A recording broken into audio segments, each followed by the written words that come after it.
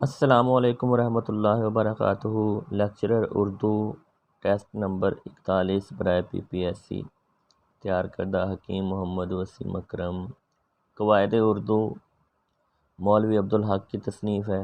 سر سید احمد خان کے حالات و افکار مولوی عبدالحق کی تصنیف ہے۔ اردو کی نشو و نما میں صوفیاء کرام کا حصہ مولوی عبدالحق کی تصنیف ہے۔ انگریزی اردو لغت مولوی عبدالحق کی تصنیف ہے۔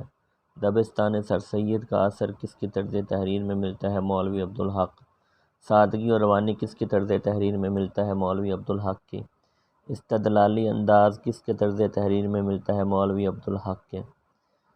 اعتدال و توازن کس کے طرز تحریر میں ملتا ہے؟ مولوی عبدالحق کے۔ ایجاز و اختصار مولوی عبدالحق کے طرز تحریر میں ملتا ہے۔ عام بول چال، جذب سے اپیل، سادہ زبان مولوی عبدالحق کے طرز تحریر کی خصوصیات ہیں۔ ابلاغ کے لغوی معنی ہے پھیلانا، پہنچانا، بھیجنا۔ ابلاغ عربی زبان کے کس لفظ کا ہم معنی ہے؟ تبلیغ کا۔ انگریزی زبان میں ابلاغ کا مترادف کمیونیکیشن ہے۔ لفظ کمیونیکیشن کس زبان کے لفظ کی ترقی یافتہ شکل ہے؟ لاطینی زبان کی۔ لفظ کمیونیکیشن کس لفظ کی ترقی یافتہ شکل ہے؟ کمیونس کی۔ کمیونس کے لفظی معنی کیا ہے؟ اشتراک۔ کمیونیکیشن کا لفظی معنی کیا ہے؟ معلومات کی ترسیل، خبر رسانی، مکتوب و مراسلہ۔ ٹیلی کمیونیکیشن کسے کہتے ہیں؟ ریڈیو تار ٹیلی فون کے ذریعے پیغام رسانی۔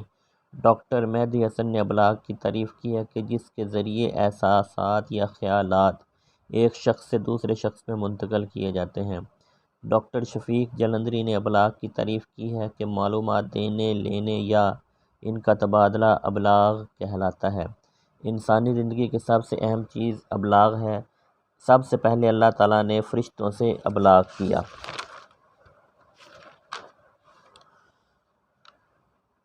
ابلاغ کی ابتدا شہادت میں قرآنی حوالہ دیں۔ وَإِذْ قَالَ رَبُّكَ لِلْمَلَائِكَةِ إِنِّي جَاعِلٌ فِي الْأَرْضِ خلیفہ۔ زندہ چیزوں کے ابلاغ کو کتنی قسموں میں تقسیم کرتے ہیں؟ دو میں، انسان اور حیوان۔ خیالات کی ترسیل کی دو کون سی وجوہات ہو سکتی ہیں؟ خیالات کی تبدیلی اور حمایت حاصل کرنا۔ عمل ابلاغ سے کیا مراد ہے؟ جو انسان کو باشعور بناتا ہے اور اس کے ذہن کو سوچ پر مائل کرتا ہے۔ ابلاغ کے بنیادی طور پر کتنے ذرائع ہیں؟ 4۔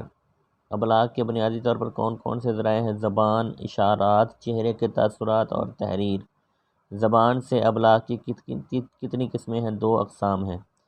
خیالات کی ترسیل، زندگی کی دلیل، انسانی فطرت، اطلاعات کے تبادلہ، تجربات کا تبادلہ، انسانی شعور کی ترقی، داخلی و خارجی تعلق، مطالعہ کائنات، معاشرتی ترقی، فوری رد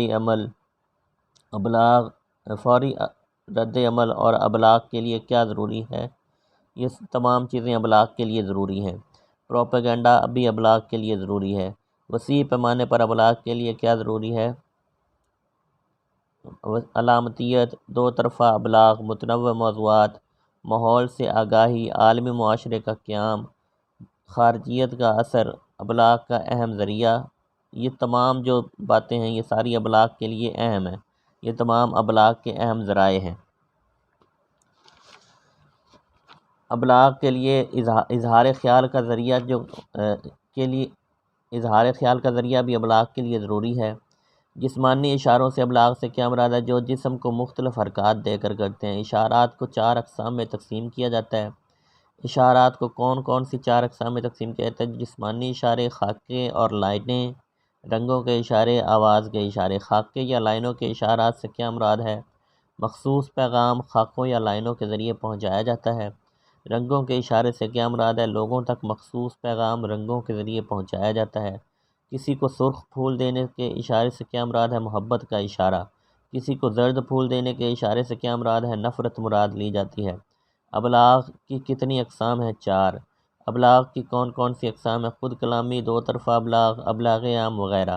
ذاتی ابلاغ کے کون سے طریقے ہیں؟ زبان کا استعمال، بے آواز ابلاغ، تحریری ابلاغ۔ بے زبان ابلاغ کی کتنی قسمیں ہیں؟ 2۔ بے زبان ابلاغ کے کون کون سے اقسام ہیں؟ ذہنی ابلاغ، جسمانی ابلاغ۔ ذاتی ابلاغ میں کس کو بڑی اہمیت حاصل ہے؟ علم نفسیات کو۔ کس ڈائجسٹ کے بعد اردو صحافت میں بھی بے شمار ڈائجسٹ نکلے؟ امریکی میگزین ریڈرز ڈائجسٹ میں۔ ڈائجسٹ سے کیا مراد ہے؟ ماہانہ رسائل جن میں خبری اطلاعات کے علاوہ مستقل نوعیت کا مواد پڑھنے کو ملتا ہے۔ ڈائجسٹ کو مختلف اقسام کون کون سی ہیں؟ جاسوسی، خواتین، مذہبی اور سیاسی۔ جاسوسی ڈائجسٹ میں کس نوعیت کا مواد شامل ہے؟ مختلف جرائم، سراغ رسانی وغیرہ کا۔ جاسوسی ڈائجسٹ میں قابل ذکر ڈائجسٹ کون سے ہیں؟ سب رنگ اور امبر نیل ڈائجسٹ۔ خواتین ڈائجسٹ میں کس قسم کا مواد ہوتا ہے؟ زیادہ تر رومان، کھانا پکانے کی تراکیب اور خوبصورتی کے طریقے۔ خواتین ڈائجسٹ میں زیادہ مشہور کون سے ڈائجسٹ ہیں؟ پاکیزہ ڈائجسٹ اور خواتین ڈائجسٹ۔ سیاسی ڈائجسٹ میں کون سے رسالے موجود ہیں؟ سیارہ ڈائجسٹ، اردو ڈائجسٹ اور قومی ڈائجسٹ۔ پیشہ ورانہ رسائل سے کیا مراد ہے؟ جس میں کسی مخصوص پیشے کے متعلق بتایا جائے۔ گروہی رسائل سے کیا مراد ہے؟ بچوں کی دنیا، تعلیم و تربیت، پھول اور نونہال وغیرہ شامل ہیں۔ پمفلٹ کو عرف عام میں کیا کہتے ہیں؟ کتابچہ۔ پمفلٹ کتنے صفحات پر مشتمل ہوتا ہے؟ 8 صفحات پر مشتمل ہوتا ہے۔ پمفلٹ میں کون سا مواد شامل ہے؟ اس میں ابتدائی تعارف پیش کیا جاتا ہے۔ پوسٹر سے کیا مراد ہے؟ اشتہارات جو دیواروں وغیرہ پر آویزہ کیا جاتے ہیں۔ پوسٹرز کا مقصد کیا ہوتا ہے؟ کسی کے حق میں یا خلاف پروپیگنڈا کرنا یا فوری نوعیت کی معلومات پہنچانا۔ پوسٹرز کی ممکنہ اقسام کتنی ہیں؟ 3۔ پوسٹرز کی ممکنہ اقسام کون کون سی ہیں؟ کاغذی پوسٹرز، لکڑی کے پوسٹرز اور ٹین کے پوسٹرز۔ پوسٹرز کا تقاضا کیا ہے؟ ان پر پیغام جعلی حروف میں لکھا جائے۔ اور الیکٹرانک میڈیا سے کیا مراد ہے؟ ریڈیو، ٹی وی، فلم اور ریڈیو وغیرہ۔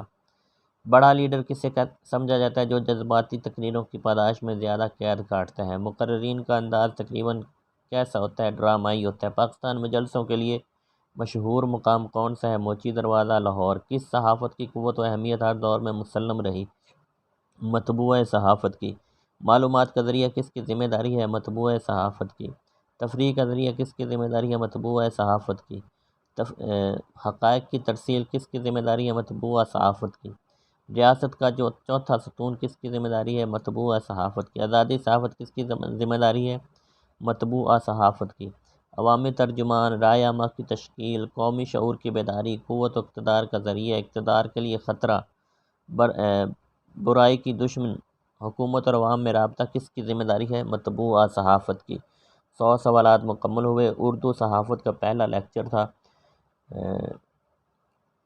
چینل کو زیادہ سے زیادہ لائک کریں، سبسکرائب کریں اور شیئر کریں اور اپنا خیال رکھیں۔ اللہ حافظ۔